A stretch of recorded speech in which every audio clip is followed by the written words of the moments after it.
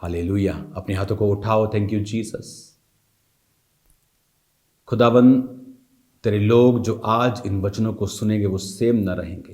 तेरा आत्मा इन्हें सेम न रहने देगा, प्रभु यीशु के नाम में, आमीन। अपनी बाइबल को उठाकर अपनी सीट को ग्रहण कर ले और खुदावन से कहें, आज का वचन मेरे लिए और मेरी जिंदगी को बदलने के लिए है, प्रभु यीशु के नाम में, आमीन। हालेलुया।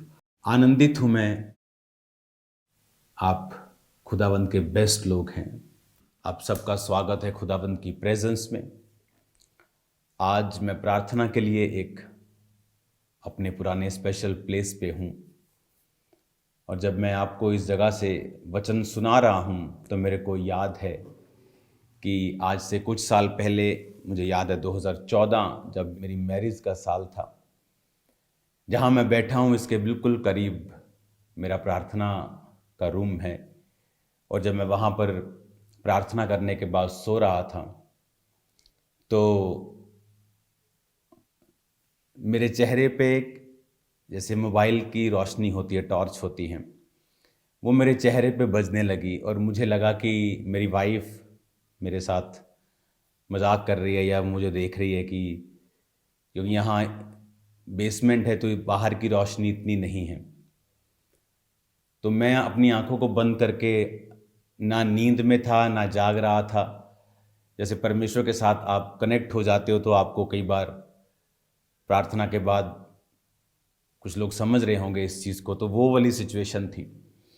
और जब मेरे चेहरे पर रोशनी बज रही थी तो मैं अंदर से सोच रहा था, क्योंकि मेरे को पसंद नहीं कोई चेहरे पे मेरे ये मोबाइल टॉर्च मारे, तो मैं अंदर से सोच रहा था कि ये क्यों मोबाइल टॉर्च सोनिया मुझ पे मार रही है, क्यों ऐसा कर रही।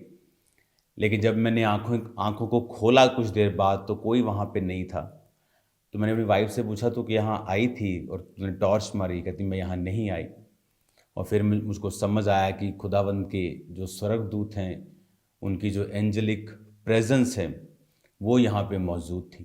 ये वही बिल्डिंग है जहाँ पे मेरी वाइफ ने पवित्र आत्मा को पाया था और उस दिन उसने भी स्वर्गदूत को एक्सपीरियंस किया था इस बिल्डिंग के अंदर।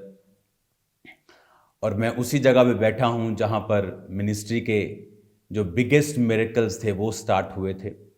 एक ऐसा मिरेकल मुझे याद है कि एक व्यक्ति जो पागल हो गया था, कंप्लीट पागल, और उसको जब लाया गया यहाँ पे तो उसके फादर की सेम रीति से कुछ ही घंटे पहले डेथ हुई थी। जब उसकी डेथ हुई फादर की, सेम उसको भी ठीक था, वो अटैक आने लगे, अटैक बढ़ गए, दवाइयाँ खाई, हॉस्पिटलाइज्ड हुआ, धीरे धीरे सेहत डाउन हुई, मर गए।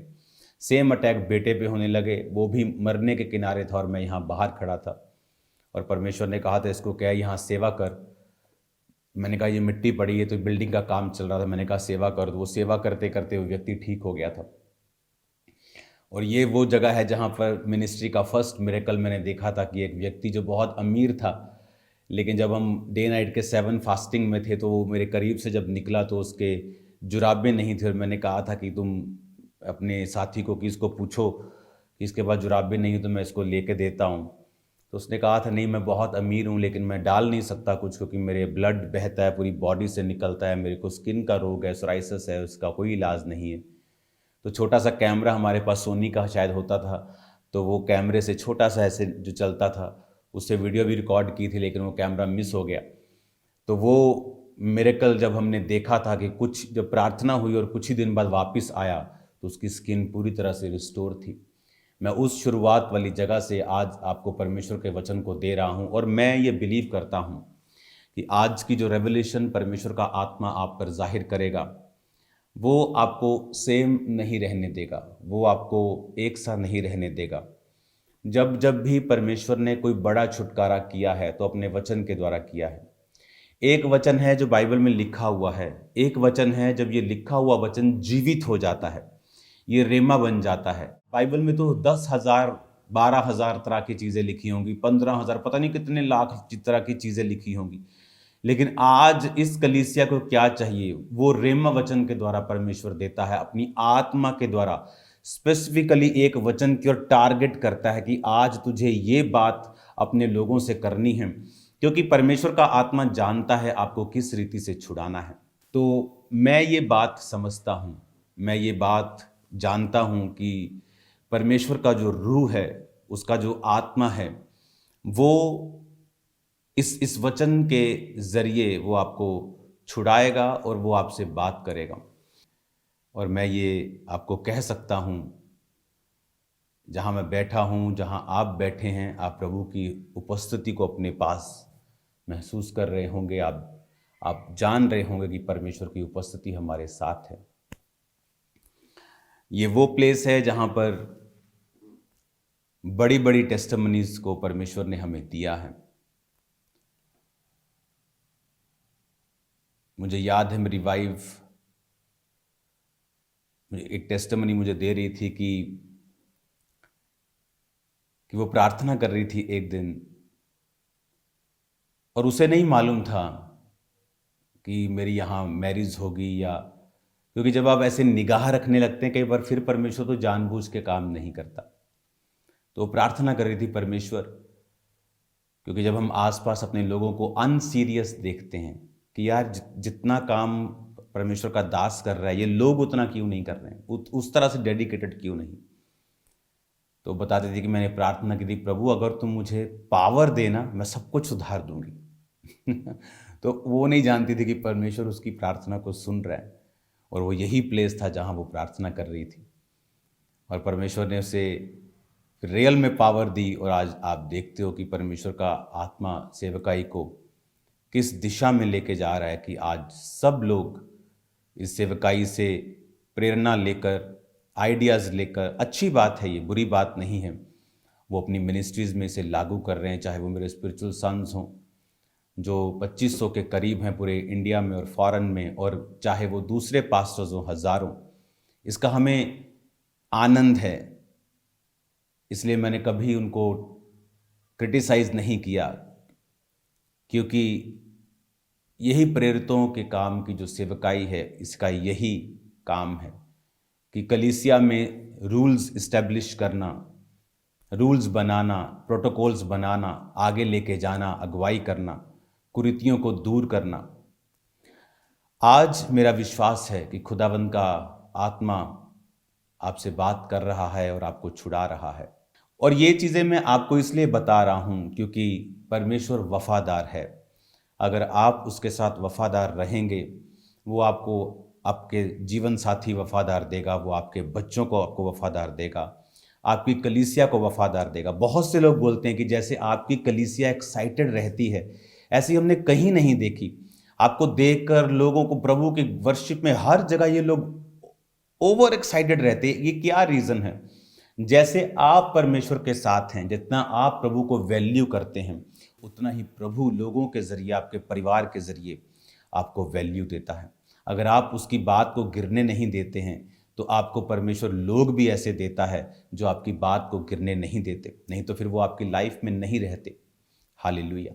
जब आज हम दुनिया में देखते हैं, इस यशाया 1 उसकी 2 आयत में लिखा है, हे स्वर्ग सुन, हे पृथ्वी कान लगा, क्योंकि यहोवा कहता है, मैंने बाल बच्चों का पालन पोषण किया, उनको बढ़ाया भी, परंतु उन्होंने मुझसे बलवा किया। बैल तो अपने मालिक और गधा अपने स्वामी की चरणी को पहचानता, परंतु इज़राइल मुझे नहीं जानता, मेरी प्रजा विचार नहीं करती। हाय, ये जाति पाप से कैसे भरी है, ये समाज अधर्म से कैसे लदा हुआ है। इस वंश के लोग कैसे कुकर्मी हैं, ये बाल बच्चे कैसे बिगड़े हुए हैं। उन्होंने यहोवा को छोड़ दिया और उन्होंने इज़राइल के पवित्र को तुच्छ जाना है, वे पराये बनकर दूर हो गए हैं। परमेश्वर ने कहा कि ये जाति पाप से कैसे भरी है।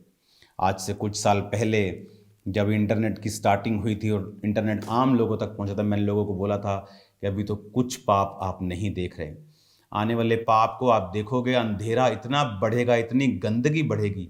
आज आप इंटरनेट के ऊपर देख लो, जो कपड़े छोटे थे अब तो वो स्टिकर रह गए हैं अंगों के ऊपर, और आपको अब पाप करने के लिए रेड लाइट एरिया में जाने की ज़रूरत नहीं। आप फेसबुक, इंस्टाग्राम ही बहुत है पाप करने के लिए, सब नंग धड़ंग देखने के लिए। वचन कहता है ये जाति पाप से भरी है, जो समाज अधर्म से लदा हुआ है। अगर आप देखेंगे तो मैं अब आपको बता रहा हूँ, आने वाले समय में ऐसे शोज़ होंगे जहाँ लाइव लोग टॉयलेट को खा जाएंगे, अपने ह्यूमन टॉयलेट को। मैं आपको बता रहा हूं, इंसान के मल को वो खा जाएंगे लाइव, आपको बता रहा हूं मैं, just for content and views. इतनी गंदगी होगी फ्यूचर में, इतना पाप होगा। अगर आज आप देखो इंटरनेट के ऊपर, कॉमेडी के नाम के ऊपर कितना व्यभिचार हाई लेवल का हो चुका। पहले था कॉमेडी के नाम पे व्यभिचार शुरू हुआ, वो एक्सेप्ट हुआ। जब वो एक्सेप्ट हुआ, फिर शैतान ने अगला वार लॉन्च किया। अब आप देखो इंटरनेट के ऊपर कॉमेडी के नाम के ऊपर एक बहुत ही हैवी लेवल का पाप जो है वो चल पड़ा है। लेकिन उसके बाद फिर एक अलग लेवल आएगा और लेवल आएगा। कितने मिरेकल्स, कितने साल्वेशंस, कितने खुदा के काम हो रहे जो पहले नहीं हुए। क्यों? पाप का लेवल बढ़ा, शैतान ने अपने हथियारों को, अपनी चीजों को बढ़ाया, तो परमेश्वर भी अपनी रोशनी को बढ़ा रहा है। इस कमरे में अगर अंधेरा है ज्यादा, लेकिन जब रोशनी चमकती है तो रोशनी भी फिर रोशनी ज्यादा लगती है कि ये रोशनी चमकी। उसी तरह से आप, परमेश्वर ने कहा तुम ज्योति के समान हो। इस तरह से पास्टर्स, इस तरह से परमेश्वर के दास, पहले कभी इतना परमेश्वर उनको ऐसे नहीं जानते थे लोग, लेकिन अब लोग हाईएस्ट लेवल पे उन्हें जानने लगे। इस मिनिस्ट्री को दुनिया का हर बंदा अब जानने लगा। इंडियन हर बंदा इसे जानता है, फॉरेन के लोग इसे जानते हैं। पहले ऐसा नहीं होता था। क्यों? क्योंकि अब पाप अगर बढ़ गया है तो परमेश्वर अपने लोगों को भी उतना ही चमका रहा है और पावर और ग्रेस और अथॉरिटी दे रहा है कि वो उसको इनकाउंटर कर सके, न्यूट्रलाइज कर सके, खत्म कर सके। हालेलुया। अब देखो बच्चे बीमार हो रहे, लोगों के बच्चों को कैंसर हो रहे। पहले कभी नहीं सुनाई देता था कैंसर, बुजुर्गों को होता था, जवानों को। लेकिन अब देखो धीरे धीरे ये मतलब न्यू बॉर्न बेबीज तक पहुंच गया। और क्योंकि पाप बढ़ा तो परमेश्वर ने कहा ये समाज अधर्म से लदा हुआ, इस वंश के लोग कैसे कुकर्मी, इनके बाल बच्चे कैसे बिगड़ गए। 5 आयत में लिखा, तुम बलवा करके क्यों अधिक मार खाना चाहते हो, तुम्हारा सिर घावों से भर गया, तुम्हारा हृदय दुखों से भरा है। यशायाह भविष्यद्वक्ता, ये बाइबल की स्टडी में नहीं लिखा, लेकिन अगर आप इजरायली इतिहास को पढ़ते हैं तो उसमें आपको लिखा मिलता है कि जो यशायाह भविष्यद्वक्ता था वो 2 फाड़ कर दिया गया था और राजा मनश्शे के द्वारा मरवा दिया गया था। उसको 2 फाड़ कर दिया गया था और राजा मनश्शे के द्वारा उसे मरवा दिया गया था। अगर आप इजराइल की हिस्ट्री देखें तो परमेश्वर चाहता नहीं था इनका राजा हो। परमेश्वर चाहता था कि मैं अपनी आत्मा से तुम्हें अगुवाई करूं, न्यायी लोग, आत्मा से भरे हुए लोग तुम्हारी अगुवाई करें। लेकिन हमारे इजरायली लोग कहते नहीं, जिस तरह से दूसरी जातियों के पास राजा होता है वो और वो उनकी अगुवाई करता है, हमें भी उनके जैसा बनना है। लोग मरते हैं ऐसे, जब हम लोग बोलते हैं कि वो भी ऐसा करते हैं तो हम भी ऐसा करेंगे। वो तो अन्य जाति हैं, वो तो परमेश्वर की आत्मा के द्वारा नहीं, शैतान की आत्मा के द्वारा चलते हैं। तो आप क्या उनकी उस आत्मा के द्वारा चलना चाहते हैं? बाइबल कहती है वो शैतानी आत्मा अब भी आज्ञा ना मानने वालों के अंदर कार्य करता है। वो चाहे आदमी जितना मर्जी अच्छा क्यों ना हो, भला क्यों ना हो, जितनी मर्जी चैरिटी क्यों ना करता हो, लेकिन अगर वो वचन के अनुसार नहीं चलता तो उसको कौन अगुवाई कर रहा है? बाइबल कहती है अब भी आज्ञा ना मानने के वालों के अंदर शैतान का आत्मा कार्य करता है। वो भले काम वो अपनी मर्जी से कर रहा है, लेकिन वो साल्वेशन, वो उद्धार उसकी जिंदगी और उसके द्वारा दूसरों की जिंदगी में नहीं आ सकता है। वचन में इस बात को आप नहीं पाएंगे कि वो मरा कैसे, लेकिन वचन में आप इस बात को पाएंगे कि वो राजा मनश्शे और उसके आसपास के जितने राजा थे उससे 1-2-3 पहले, जैसे बाप, बेटा, हाँ, पोता, ऐसे, तो वो उस जनरेशन में जहाँ हिजकिय्याह नबी को परमेश्वर ने जब चंगा किया, उसके बाद उसका बेटा मनश्शे, फिर उसका बेटा, आप इस लिनेज को देखेंगे तो यशायाह को उसी ने मरवाया था 2 पार्ट करके, और भी व्यक्तियों को जो धर्मी थे मनश्शे ने मरवा दिया था। तो परमेश्वर चाहता नहीं था कि राजा हो इजराइल के, वो चाहता था कि न्यायी लोग राज्य करे। गिदोन आत्मा से भरा हुआ अगुवाई करे। गिदोन चला गया अपनी उम्र भोग के, अब सैमसंग, अब ये, अब वो, सब धार्मिक लोग इसकी अगुवाई कर, लेकिन कहते नहीं हमें उनके जैसा बनना है। तो परमेश्वर नाराज हुआ और परमेश्वर ने कहा मैं तुम्हें राजा तो दूंगा, लेकिन वो तुमसे रथ जुतवाएगा, तुम्हारी जमीनों को ले लेगा, तुमसे टैक्स लेगा। अब ये तुम रिवर्स नहीं कर पाओगे, ये रिवर्सेबल नहीं होगा। तो शाऊल उनको मिला, तो वो शाऊल के बाद फिर परमेश्वर ने उन पे दया की और दाऊद दिया, और जब दाऊद दिया, दाऊद के बाद उसने सुलेमान दिया, सुलेमान के बाद जब आप राजाओं की इतिहास को पढ़ते हैं, मत्ती की पुस्तक को भी पढ़ते हैं, तो उसमें भी लिखा है सुलेमान से रहबाम, रहबाम से अबिया, अबिया से आसा, आसा से यहोशापात, यहोशापात से योराम, योराम से उज्जिया, उज्जिया से योताम, योताम से आहाज, आहाज से हिजकिया। तो इसमें भी राजाओं का जिक्र है कि कौन कौन उसके बाद जिसने राज्य किया, उनमें सबका जिक्र है। लेकिन अगर आप इसे देखेंगे तो बाइबल कहती है, जब हम मत्ती 1:17 पढ़ते हैं, अब्राहम से दाऊद तक 14 पीढ़ी, दाऊद से बेबीलोन को बंदी होकर पहुंचाए जाने तक 14 पीढ़ी। तो दाऊद से पहले राजा था शाऊल। तो आप इमेजिन करो, शाऊल, दाऊद, दाऊद के बाद है ना सुलेमान, उसके बाद रहबाम, अबिया, अबिया से आसा, ये लोग राजा हुए। मैं आपको ये क्यों बता रहा हूं, इसका रीजन है, परमेश्वर, बाइबल कहती वो पाप करते गए, मूर्ति पूजा करते गए, व्यभिचार करते गए, हर तरह का वो गुनाह करते गए। और परमेश्वर क्या करता था, जब वो गुनाह करते थे, दुश्मनों को हावी कर देता था। वो राजा जो बड़े बड़े इज़राइल से हार जाते थे जब परमेश्वर उनके संग होता था, और जब ये फिर लोग भूल जाते थे परमेश्वर को, आदमी भूल जाता प्रभु को, जब उसको सारी ब्लेसिंग्स मिल जाती, उसे वो क्लाउड एक दुनिया का कवर कर लेता, उसे लगता है कि ये मेरी वजह से है, ये ऐसा हो सकता है, इत्तेफाक हो सकता है। तो वो जब बिगड़ जाते थे, परमेश्वर एक कमज़ोर सा, एक टुच्चू सा राजा उठाता था और वो इज़राइल पे कब्जा कर लेता था। इज़राइली रोते थे, दुखी होते थे, परमेश्वर फिर अपने लोगों को उठाता था, फिर उन्हें खड़ा करता था, फिर वो राजे बिगड़ जाते थे, परमेश्वर फिर उन्हें मारता था। तो कुछ देर तक परमेश्वर सहन करता गया। आपको अपने बच्चे को सिखाते हैं, आप उसे डांट लगाते हैं, छड़ी लगाते हैं, लेकिन जब आप देखते हैं कि ये पैटर्न बन गया, ये सुधरते ही नहीं, फिर आप एक बड़ी मार के लिए उन्हें तैयार करते हैं।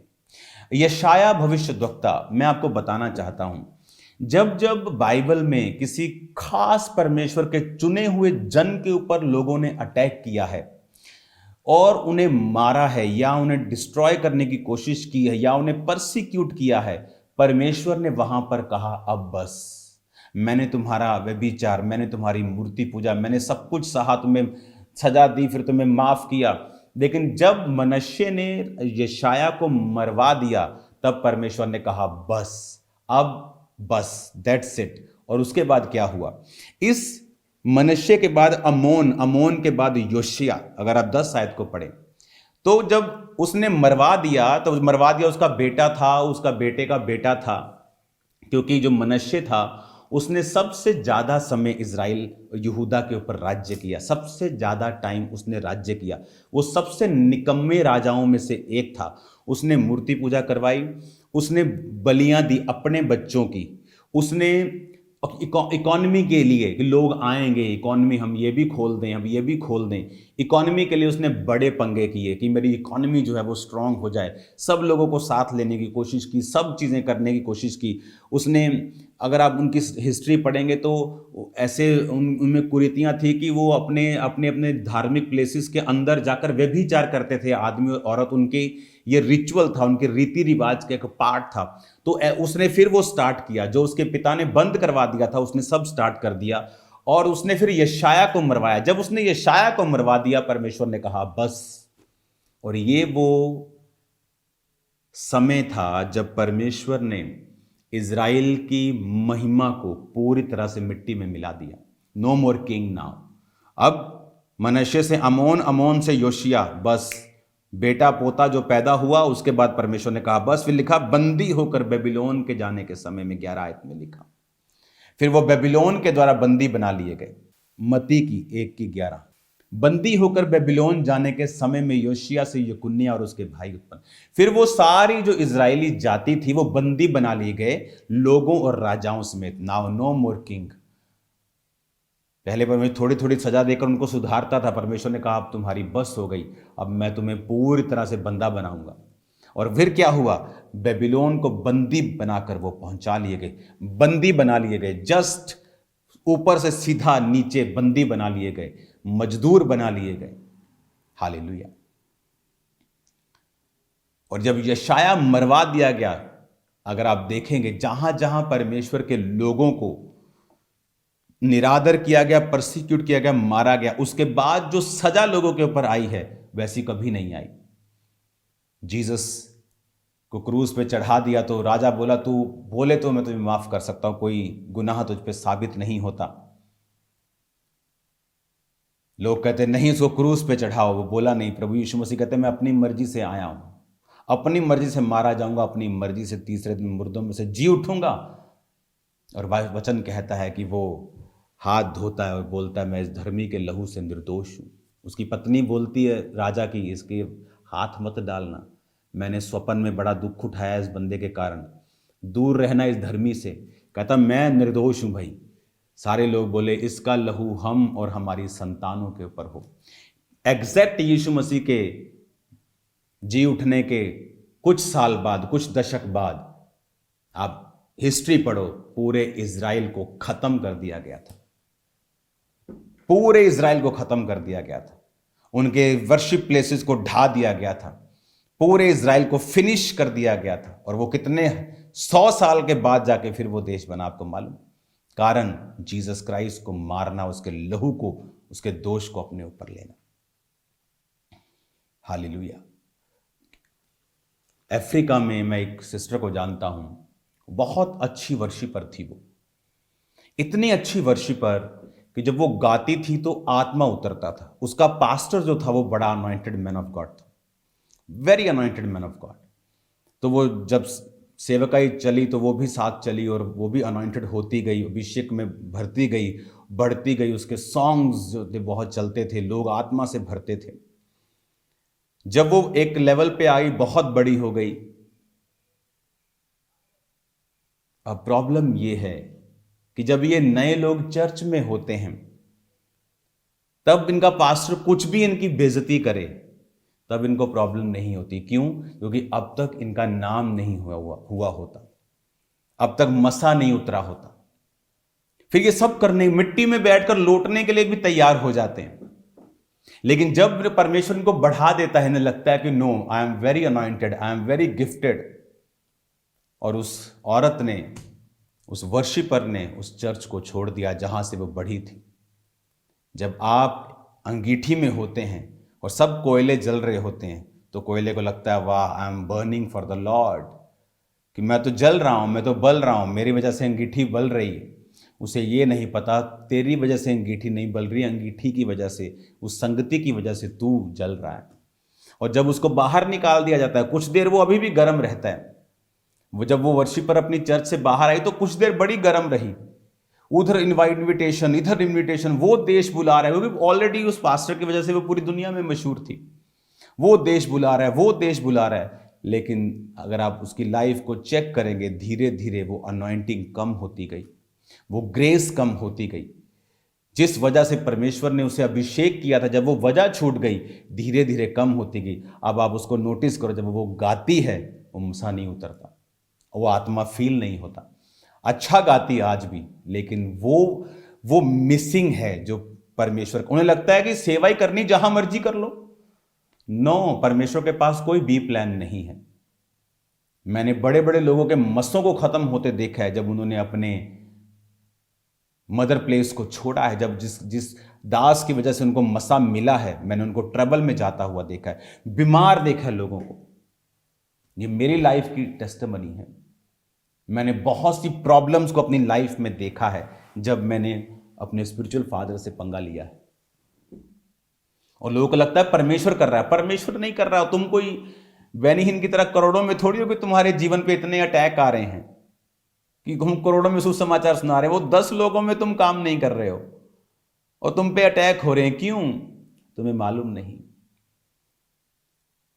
परमेश्वर कहते जी सबसे प्यार करता है। हाँ, वो करता है, वो पक्षपात नहीं करता। एक के लिए वो दूसरे को क्यों सजा देगा? लेकिन वो एक के लिए सजा नहीं दे रहा, वो उस यशाया के लिए, जीसस क्राइस्ट के लिए, आज के लोगों के लिए दूसरों को सजा नहीं दे रहा। वो कहता है कि मेरे प्लान का आदर करो।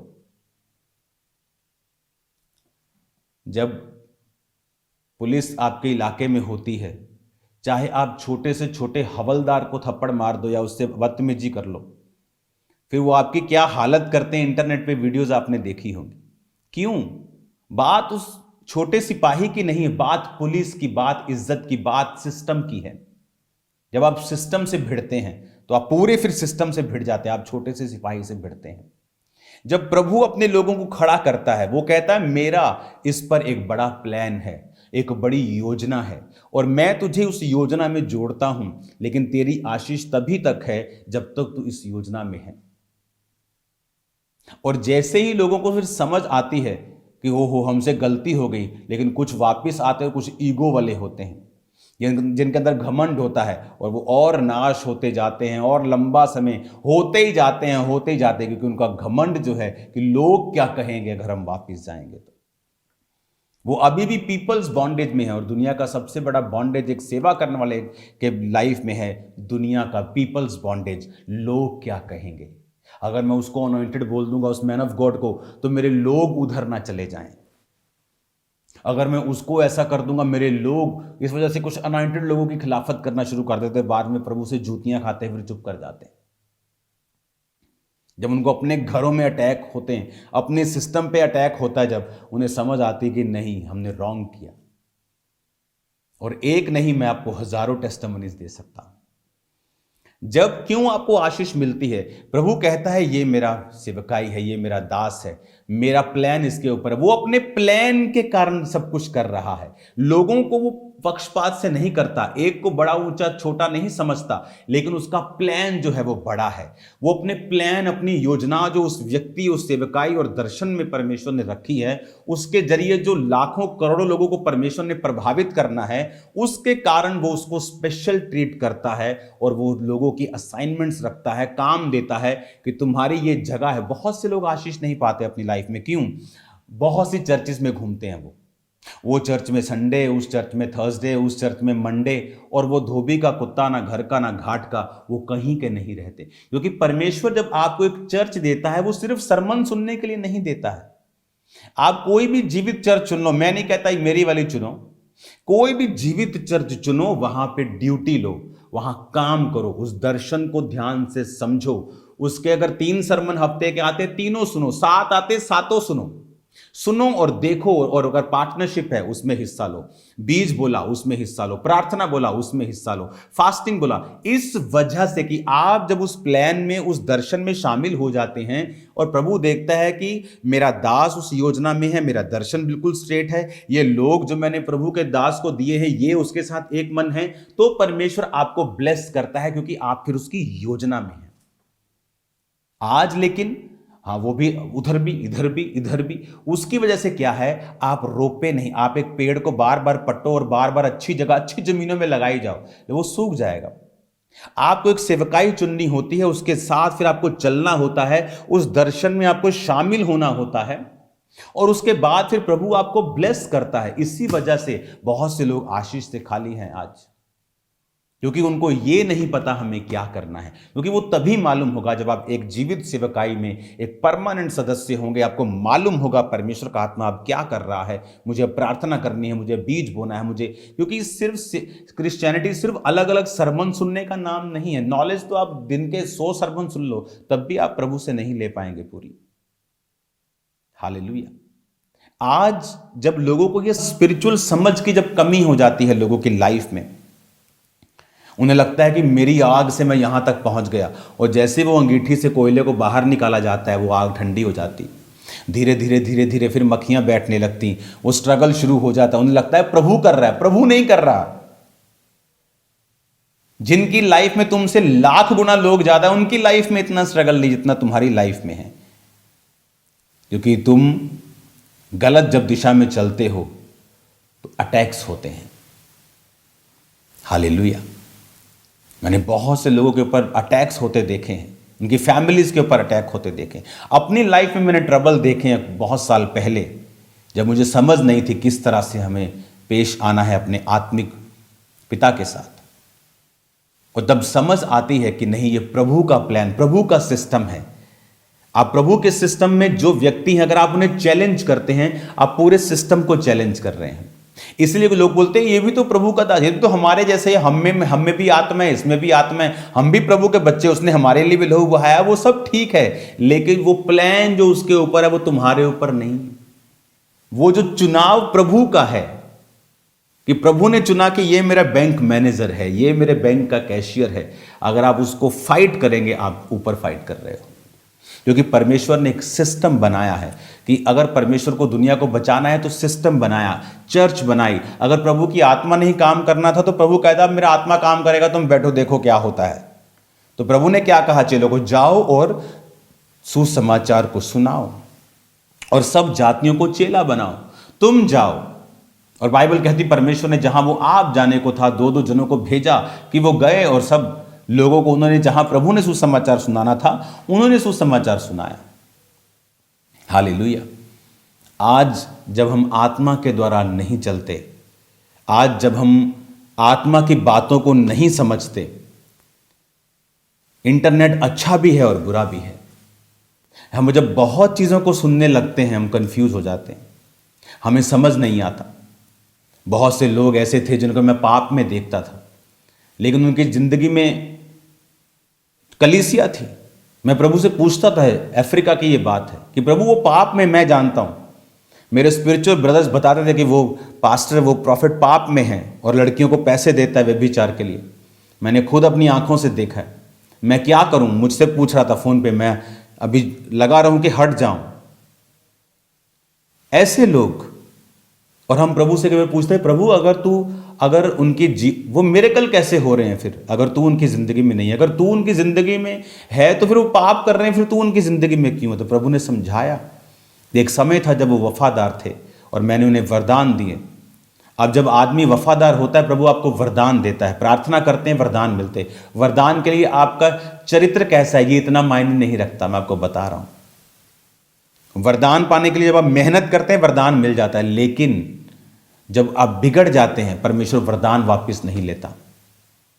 तो वो व्यक्ति भी पंजाबी ने भले खेच रहिंदा हो कि मेरे द्वारा तो लंगड़े चल रहे हैं। तो जब वो दूसरी तरफ पाप में होता है, इधर लंगड़े चला रहा होता है, उसे लगता है कि this is valid, but this is not valid, this is a gift. ये वरदान है जो प्रभु, एक जेंटलमैन है, उसने आपको आईफोन दिया, ले बेटा आईफोन। आप बिगड़ गए तो वो आपसे आईफोन वापस लेने नहीं आएगा कि मेरा आईफोन जो तेरे को 2 साल पहले दिया था ना गिफ्ट, वो वापस कर दे, तेरी दोस्ती मेरे साथ टूट गई। नो, आप अपने दोस्त के साथ ऐसा नहीं करते। आपने उसे पेन दिया गिफ्ट के रूप में, आप वो 2 साल बाद पेन वापस नहीं ले जाते जब आप उसके साथ दोस्त नहीं रहते। तो पेन उसके पास रहता है, गिफ्ट आपके पास रहता है, आप यूज कर सकते हो, आप बेच सकते हो, 25,000 में बेच सकते हो गिफ्ट को। आप हीलिंग प्रेयर बेच सकते हो, लेकिन आप वो हीलिंग प्रेयर बेच तो रहे हो, 25,000 ले भी रहे हो, लेकिन आप वो 25,000 नहीं ले रहे हो, आप कैंसर ले रहे हो लोगों का। वेट करो, आप वेट करो। जब मनश्शे बिगड़ा और उसने यशाया को मरवाया तो एकदम से आसमान से कोई बारिश नहीं आ गई या गंधक की, आग की।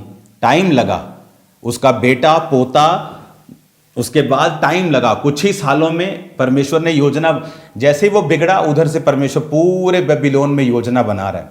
वो योजना बना रहे, इस देश को पकड़ना है, इस देश को ऐसे ऐसे ढाना है। योजनाएं बन रही, 10 साल 20 साल आर्मी तैयार हो रही, 30 साल 40 साल, हमला खत्म। जब परमेश्वर से कोई पंगा लेता तो परमेश्वर फिर लंबे दिशा में लेके जाता है, उसको लंबे कोर्स में लेके जाता है। फिर वो कोर्स जब शुरू होता है ना, तौबा तौबा होती लोगों की। मैं बता रहा हूं, जनरेशंस तक वो तौबा करवा देता आदमी की, आदमी पंगा नहीं लेता फिर प्रभु से। यहां पर हमें समझने की जरूरत है कि परमेश्वर का आत्मा किस रीति के साथ हमारी लाइफ में काम करता है। बहुत सारे लोगों को यह बात नहीं मालूम कि मेंटरशिप का मतलब क्या है, एक सेवकाई का मतलब क्या है। आज आप मेरे पास वरदान है, मैं आपको आज गारंटी देता हूं 1-1 लाख रुपए लाओ, आपकी हीलिंग भी होगी। लेकिन हीलिंग होगी भी प्रभु से, लेकिन उसका लेखा हमें देना होगा, उसका लेखा देना। इसलिए प्रभु कहता है अंत के दिन में तू कहोगे मैंने तेरे नाम से लंगड़े चलाए। तो अगर वो फेक थे या शैतान ने चलाए तो परमेश्वर कहता है चल मेरे नाम से नहीं, तुमने शैतान से चलाए। तुमने वो शैतान से नहीं करवा रहा। लोग बोलते शैतान काम कर रहा है, शैतान नहीं काम, शैतान लंगड़ों को नहीं चला सकता। वो प्रभु का ही वरदान है, लेकिन बिगड़ा हुआ आदमी उसे इस्तेमाल कर रहा है। तो उसका न्याय होता है धरती के ऊपर भी, लेकिन प्रभु धीरज रखता है। वो चाहता आदमी सुधर जाए, अब सुधर जाए, अब सुधर जाए। लेकिन जब वो हदें पार करता है, परमेश्वर कहता है दैट्स इट, अब इसे काट दो। और मैंने लोगों को देखा है कटते हुए, लेकिन देखा है उनको 8-8 10-10 साल बढ़ते हुए, लेकिन परमेश्वर कहता मैं न्याय करूंगा। आज गुनाह करके ये मत समझो कि हम छूट गए। परमेश्वर धीरजवंत है, कोप करने में धीरा है, दयालु है, लेकिन बाइबल कहती है उसके हाथों में पड़ना भयंकर बात है। हालेलुया। आज सेम स्पिरिट्स देखो सदूकी फरीसियों की, वो आज भी काम करती। सेम बाइबल चेंज नहीं हुई, फर्स्ट डे से देखो। आज भी आत्मिक जो काम करते हैं लोग उन्हें बोलते हैं पाखंड करते हैं। आज भी जो धार्मिक लोग अपने आप को चोले डाल के समझते हैं, आत्मा की बातों का वो विरोध करते हैं। तो हमें क्या करना है? हमें अपना काम करते रहना है। जब तक परमेश्वर न्याय ना करे तब तक हमें न्याय नहीं करना है। बाइबल कहता है हर एक व्यक्ति के काम को परमेश्वर परखेगा, आग सबका काम परखेगी। हालेलुया। तो ये सबूत नहीं है मिरेकल्स और हीलिंग्स की प्रभु की प्रेजेंस वहां है, प्रभु का वरदान वहां है, ये उसका सबूत है। हालेलुया। लेकिन हमें ये ध्यान देना है कि लोगों को स्वर्ग ले जाते कहीं हम खुद नरक में न चले जाएं। अगर सेवकों के लिए परमेश्वर की आशीष भारी है, अगर उसके विषय में परमेश्वर प्रोटेक्ट उनको दूसरों से कहीं अधिक करता है, उनके लिए दूसरों को सजाएं भी देता है, तो परमेश्वर उनसे लेखा भी उतना ही लेता है। हालेलुया। आज कलीसिया झट न्याय करने पे उतर आती है। आज हमें ये देखना है, आज कोई दुनियावी सिंगर खड़ा हो जाए, है ना। पंजाब के कितने सिंगर्स हैं जो दुनिया में अपने जो उनके राज्य हैं उसमें धूम मचा रहे हैं, करोड़ों रुपए की उनको रेवेन्यू होता है ना। लेकिन आज अगर एक क्रिश्चियन सिंगर कह दे कि मुझे गाड़ी भेज देना पास्टर जी, इतना मेरा 1000 खर्चा है, उसके खिलाफ वीडियोस बन जाती हैं। लो जी क्रिश्चियन बंदे ने पैसे मांग ले, लो जी इन्हें गड्डी मांग ली। परमेश्वर कहता सदूकी और फरीसियों, तुम लोगों को अपने मत में लाने के लिए कहता जल थल में लिए फिरते हो। एक रून बचानी हमें बाइबल फड़ के भज्जे ही फिर दे हुए, बाइक चौके उधर नु गड्डी चौके उधर। पर कहता जब वो तुम में आ जाता है तुम उसको नरक बना देते हो, उसको दुगना नरकीय बना देते हो। परमेश्वर कहता हमें क्या उनको सपोर्ट नहीं करना चाहिए जो परमेश्वर का काम करते हैं? पैसा मुंह से मांगना, मुझे तो लाख रुपए चाहिए, हो सकता है वो गलत हो, लेकिन क्या हमें लोगों को सपोर्ट नहीं करना चाहिए? क्या दूसरी सेवकाइयों को सपोर्ट नहीं करना चाहिए? कितने सिंगर जिन्हें हम सपोर्ट करते हैं, मिनिस्ट्री सपोर्ट करती है, कितने चर्चिस हैं जो इस सेवकाई में मेंटरशिप के नीचे नहीं है, जिनको चर्च बना रही है। आज भी चर्चिस बन रही हैं सेवकाई के नीचे। हमें यह समझने की जरूरत है कि अगर कोई परमेश्वर में आता है तो उसको अपलिफ्ट करें। अपनी आत्मिकता के हिसाब से उसे जज करने की कोशिश मत करें। आप 15 साल के हैं, आप 20 साल के हैं, 25 साल के हैं, आप चल रहे हैं, दौड़ रहे हैं, लेकिन एक बच्चा जो अभी गिर गिर के चल रहा है उसको जज ना करें। वो भी बच्चा है, इसने ये ट्यून पे गाना बना दिया, इसने अभी वो बच्चा है स्पिरिट में, अभी तो आत्मा में अभी तो उसकी एंट्री हुई है। वो धीरे धीरे अपने आप सुधर जाएगा, बढ़ जाएगा, आगे हो जाएगा अगर उसको प्रेम से हम संभालेंगे। लेकिन आज झट लोग जज करना शुरू कर, फटाफट जज बन जाते। हमें सपोर्ट करना है ताकि लोगों को ये ना लगे कि हम मसीह में आए हैं और हम नरकीय हो गए हैं। हम दुनिया में थे, गाते थे तो अच्छे थे। हालेलुया। तो ये चीजें हमें समझने की जरूरत है। कलीसिया में जब कुरीतियां आती हैं प्रॉब्लम शुरू होती है। हालेलुया। अगर आप बाइबल में देखें, जब एक व्यक्ति ने पाप किया तो परमेश्वर ने कभी नहीं कहा से sorry, sorry God, okay done, कभी ऐसा नहीं हुआ। अगर आप रियल में सॉरी हैं, फर्स्ट आप बोलेंगे आई एम सॉरी, आप फिर उसका अंगीकार करेंगे और मानेंगे कि हां मैं गलत था। तीसरा, फिर आप उस गलत को कैसे रिवर्स किया जाए उसके बारे में प्रयास करेंगे। ऐसा नहीं है आप किसी अनाथ का पैसा मार लें और कहें sorry Lord, sorry bro sorry. God said पहले सॉरी, से I am sorry, I am sorry. आप मानो आप गलत हो, हाँ प्रभु मैं गलत हूँ। अब तीसरा, उस अनाथ के पास जाओ, उसका पैसा वापस करो। किसी को कुछ गलत किया, जाओ उससे माफ़ी मांगो, तब it's a real repentance. Otherwise you are a fake man, आप फेक रिपेंटेंस कर रहे हो। You are a proud man, आप घमंडी आदमी हो। लोग से सोचते हैं कि खामरा चर्च बढ़ गई। मैं आपको बताता हूँ, इस घर में सैकड़ों पास्टर्स आए होंगे और कोई पास्टर ऐसा नहीं था जिसके मैंने पैर नहीं धोए। शुरुआत में 2004, 5, 6, 7 ले हैंड नहीं मैं करवाता था, लेकिन सबकी इज्जत मैंने की है, ऑनर किया है, परमेश्वर के वचन को समझा है। आज झट लोग मुंह खोलते हैं और किसी अनॉइंटेड बंदे के खिलाफ बोल देते हैं और बाद में खुद धक्के खाते हैं, फिर खुद पनिशमेंट्स प्रभु से लेते हैं और रोते हैं, फिर क्रिश्चियनिटी को दोष देते हैं। मैं ऐसा नहीं था, मुझे मालूम था। मैंने भी कुछ मेरे साथ भी हुआ, लेकिन मैं जल्दी सुधर गया। जैसे मेरी लाइफ में प्रॉब्लम आई, मैं समझ गया मैंने गलत किया है, मैं भी सुधारूंगा इसको, और जज सुधारा। सेकंड में सुधरता था मैं, ये मेरी आदत थी। हालेलुया। आज हमें ये बात सीखने समझने की ज़रूरत है। अगर हमें आशीष चाहिए, बरकत चाहिए, तो हमें वैल्यू समझनी होगी। अनॉइंटेड चर्चिस की, जीवित चर्चिस की, मैन ऑफ गॉड की हमें समझना होगा परमेश्वर कैसे काम करता है, किस रीति के साथ वो काम करता है, और हमें किस रीति के साथ परमेश्वर में चलना है। हालेलुया।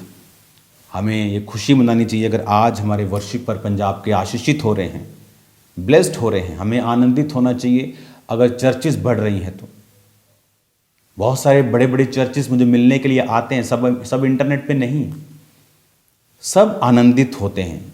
मैं भी उनके लिए आनंदित होता हूं कि वाह परमेश्वर बड़ा काम कर रहा है। हम प्रार्थना कर रहे थे इस जगह के लिए कि प्रभु आपकी जगह और कार्य करे, आपके एरिया में और काम करें। हम आपके लिए भी प्रेयर करेंगे, प्रभु और अधिक काम करे, और अधिक चर्चिस बड़ी हों, और बड़ी बड़ी ब्रांचेस, और बड़ी बड़ी चर्चिस, मिनिस्ट्रीज दूसरी और ओपन हो, ताकि प्रभु का आत्मा ज़्यादा कार्य करे।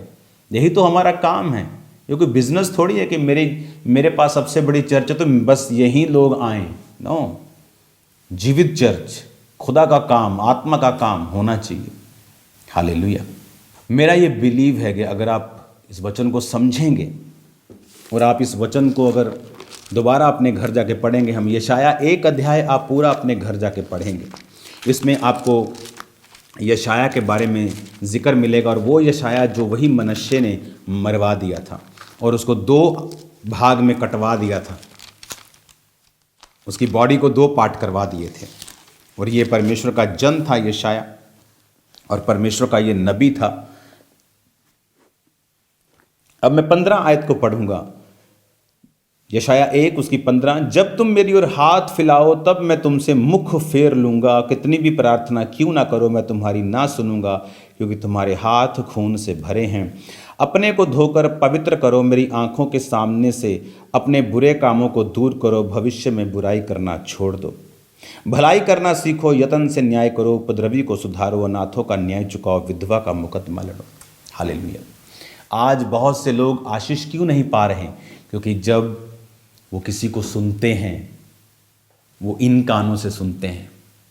द बाइबल सेज, मेरे स्पिरिचुअल फादर बड़ा अच्छा ये समझाते थे कि हर व्यक्ति अपने पड़ोसी से झूठ बोलता है, वचन कहता है। इसका मतलब क्या? मैंने देखा है एक व्यक्ति व्यभिचार में था इस सेवकाई में, और जब हमें मालूम हुआ ये व्यभिचार में है तो उसको फायर कर दिया चर्च से। अब इमेजिन करो, जो व्यक्ति यहां से व्यभिचार के कारण निकाल दिया गया हो, और कोई चौथा व्यक्ति जब उससे बात करेगा फोन के ऊपर और उससे सलाह लेगा, उसको क्या मिलेगा? जिसकी अपनी आंखें बंद हैं, जो खुद पाप में था, जो खुद डिसग्रेस होकर प्रभु के घर से निकाला गया हो, उसकी सलाह लेकर आप अपनी जिंदगी के डिसीजंस ले रहे हो। How foolish you are, how foolish you are. कितने मूर्ख हो तुम लोग, कितनी बुद्धि बंद कर दी शैतान ने तुम्हारी। किसकी सलाह ले रहे हो? जो खुद गिरा हुआ है। किसकी सलाह ले रहे हो? जो खुद आत्मा की बातों को समझा नहीं, जो अलग अलग व्यभिचार में था, हर तरह के पाप में था, उसकी सलाह ले रहे हो। इसीलिए लोग जब अपनी स्पिरिचुअल आइज को बंद कर लेते हैं, पतरस ने कहा, प्रभु तू कभी क्रूस पे ना चढ़े। ओह, एक इमोशन जगाने की कोशिश की। ओह आई लव यू दीदी, मैं तो तेरा हूं। परमेश्वर कहता है, शैतान मेरे सामने से दूर हो जा। लोगों को नहीं मालूम कब शैतान आपके करीबी से आपसे बात करता है। इसलिए बाइबल कहती है, तू हर जन अपने पड़ोसी से झूठ बोलता है। इसलिए आज जब मैं लोगों की बात को सुनता हूं, मैं उनकी तो सुन रहा हूं, लेकिन मैं अंदर से भी सुन रहा हूं, प्रभु क्या कह रहे हैं, परमेश्वर का आत्मा मुझे क्या कह रहा है, इसके विषय में प्रभु का आत्मा मुझसे क्या बात कर रहा है। जब प्रभु का आत्मा आपसे बात करता है, आप समझ जाते हैं कि हर एक व्यक्ति अपने पड़ोसी से झूठ बोलता है। एक अंधा अंधे को रास्ता नहीं दिखा सकता। आज आंखों को खोलो, खुदावन के नाम में, उसके मसे में चलो, तो आप सेम नहीं रहेंगे यीशु मसीह के नाम में। आमीन। आपके पास हाथों को उठाओ जिनके पास इनविटेशन है चर्च के। और इन 2 दिनों में पंजाबी च मैं सुना रहा तुहानूं, हुण पूरे सारे रिश्तेदारां नूं फड़ लो, अपने इनविटेशन दिओ उन्होंने, डब्बा अपने कोलों लै जाओ और जाओ। और परसों बुधवार क्रिसमस के दिन अपनी लाइफ के बेस्ट डे में आ जाओ चर्च और तैयार हो जाओ नाचने के लिए, झूमने के लिए, आत्मिक भोजन खाने के लिए, लंगड़ों को चलता हुआ देखने के लिए और बड़े कामों को होता हुआ देखने के लिए। हालेलुया। तो अपने रिश्तेदारों के पास जाओ और उनको बोलो कि जिस तरह आपकी फैमिली में शादी बड़ी इंपॉर्टेंट होती है, ये हमारी फैमिली में एक शादी की तरह है, तो उनको बोलो आपको आना ही आना है, नहीं तो हम आपके फंक्शन में नहीं आएंगे। तो उनको पम्फलेट दो, उनको अगर आपके हाथ में इनविटेशन है वो दो, डब्बा अपने पैसों से ले जाओ। हाँ, एक बेसन का डब्बा ले जाओ, लड्डुआं का ले जाओ तो दे दियो को, आ जाओ भैन जी सारे रल के। और आप देखोगे एक उद्धार का आत्मा लोगों को छुएगा, लोगों की लाइफ में काम होंगे, आप इमेजिन नहीं कर पाएंगे। जो काम मैंने नए साल में, क्रिसमस में, 31 में होते देखे हैं, आप इमेजिन नहीं कर सकते। Too much miracles, too much. खुदाबंद का आत्मा छुएगा लोगों को और आज़ाद करेगा। आप सेम नहीं होंगे यीशु मसीह के नाम में। हालेलुया। अपने हाथों को उठाओ। जो वचन आज आपने अभी सुना, जो मॉर्निंग मैंने दिया था, आपने उसे सुना। मेरा बिलीव है प्रभु ने आपसे बात की है। मेरा बिलीव है कि आपकी लाइफ सेम नहीं है। Big things will happen, just fast and prayer, और प्रभु आपके संग होंगे। अपने हाथों को उठाओ। खुदावन, एक एक जन जिसने आज वचन को सुना तेरी आत्मा की हजूरी में है, यीशु के नाम से सारी बीमारियां, अंधकार की शक्तियां इनकी जिंदगी को छोड़ के जाएं। इन्हें ब्लेस कर खुदावन, इनको बचा, इनको सुरक्षित रख। तेरे लहू लगाता हूँ, तेरे लहू की खुदावन छींटे इन पे रखता हूँ यीशु के नाम में। तेरे दूतों की बाढ़ इन पे लगे। शैतान की योजना यीशु के नाम से कैंसिल हो जाए। अपने बच्चों का खास ध्यान रखें, अपने बच्चों के साथ समय बिताएं। उन्हें इंडियंस लोगों के साथ, अगर आप एशियन हैं, दूसरी कंट्रीज हैं, पाकिस्तान से हैं, कहीं से भी हैं, उन्हें अपनी जड़ों के साथ जोड़ के रखें। मौका मत दें कि आपकी जड़ें लूज़ हो जाए और फिर आप कहें मेरे बच्चे मेरी सुनते नहीं, इज्जत नहीं करते। जो कि आपने शुरू से करना है, अभी से। बच्चा जब बिल्कुल छोटा है तब से उनके साथ प्रेम करें। अपने प्रेम को उन्हें दिखाएं कि आप सबसे अधिक उनसे प्रेम करते हैं। आपकी टीचर्स नहीं, आप लोग, माता और पिता जो सबसे ऊपर है। मेरा विश्वास है कि आपके बच्चे जब बड़े होंगे वो आपको ट्रबल नहीं देंगे। मैं आपको ब्लेस करता हूँ, शांति की घोषणा करता हूँ। चंगे हो जाओ यीशु के नाम में, चंगाई की घोषणा करता हूँ, मिरेकल्स की घोषणा करता हूँ, फाइनेंशियल ब्लेसिंग्स की घोषणा करता हूँ। आप सेम नहीं है यीशु के नाम में। आज से एक आत्मा आपको छुएगा और आप सेम नहीं होंगे। मैं आपको ब्लेस करता हूँ प्रभु यीशु मसीह के नाम में। आमीन।